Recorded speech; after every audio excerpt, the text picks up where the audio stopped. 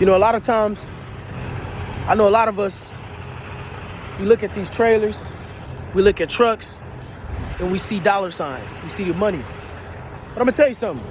That's something that's simple as these things. Zip ties is $1 million business. Something as simple as seals or bolt cutters is $1 million business that goes hand in hand with trucking. So why don't we come up with better ideas on how to maximize that? Because a simple seal on a door makes a huge difference on a big shipment. Just food for thought. Think about it.